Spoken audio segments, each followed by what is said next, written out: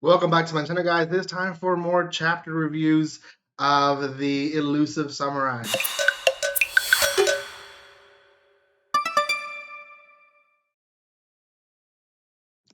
Welcome to my channel once again. Like I said, it's time to review a little bit more chapters of the Elusive Samurai. I'm trying to review as much as possible of this story. It is a historical based manga, so a lot of it is somewhat close to what history dictates. Not a lot of it is like it. Obviously, it's a little bit dramatized. Dramatized. Is that the word? Anyways, we're going to be doing chapters 67 through 71, which is about 5 chapters that I've read on this series, and it's pretty good, pretty intense chapters, to be honest. It's definitely taking a whole turn to the whole story. So we'll see. Before anything, guys, if you haven't done so by now, make sure you subscribe to my channel. If you can hear that beeping sound, I'm so sorry. Um, the alarm is the battery obviously is dying. I'm recording here in my parents' homes, so oh well. Subscribe to my channel. Subscribe to my channel. That helps tremendously. So please do so, and also give some love by commenting, liking, and sharing. So do all that fun stuff. Okay. The story really leads on still to the battle, and different things are happening with different characters. Um, One of the main things is that we are having um, Yoroshiki's son, which I believe his name is. Uh, what is Yoroshiki's son's? Anyways, Yoroshiki's son, which is dictated obviously in the first chapter that I read, he's not very well known in history.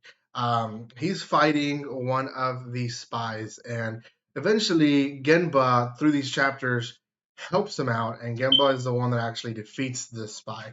Now, this spy was a problem and was causing way too much problems to Yoroshiki's army and everyone else who was there to fight. So obviously, not the best thing. They need to get rid of him, and they do tie him up. Um, Southern Mune has his group of people fighting, and with Southern Mune, you have other characters that are by his side fighting. I believe the most important one that is with him is the other one, Ichikawa, that has a good hearing. Them are all fighting in defense, and then the elusive samurai or Tokiyoki, he's focused in trying to help Yorishige destroy this big defense monumental thing that just showed up. Basically, is a tank that is being powered by slaves, so they can't just throw fire arrows at it because there's people there that are innocent. But inside of this big defense thing, you have Kokushi Kiyohara, and he is one of the main leaders that's pretty big up there, right? And he's basically a joke, but he's using crossbows, again, using slaves to help him get the crossbows. And if you don't know what a crossbow is, it's basically a archer's dummy weapon. It takes away all the heavy work of archery and makes basically a a bow and arrow into a gun. So he's not really taking much effort. Most of the effort of the crossbow is setting it up, and slaves are doing that for him.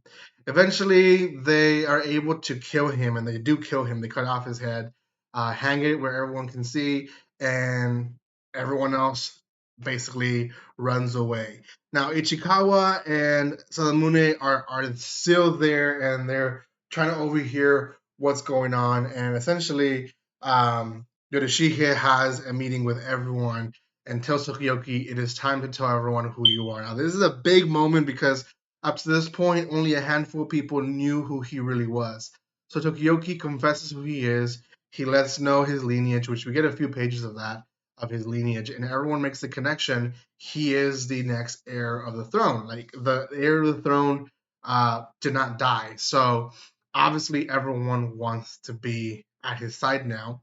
But at the same time, again, Salamune and Ichikawa are listening, and Salamune freaks out. He gives him a horse and tries to attack Tokiyoki, and Tokiyoki essentially does what he does best and uh, elusively escapes all his attacks and obviously makes Sunamune mad about it.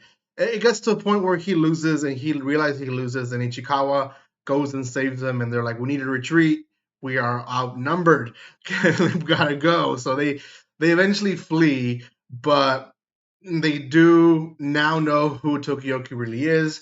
The enemy knows it. The foes know it. It's gonna be a big fight. They're gonna send quite an army to attack them. And Tokiyoki basically made him seem like a good leader. Like, hey, if you want to fight by my side, I want you to fight by my side. If you don't, then I can't do much about it. There's the door. Essentially, was what he told him.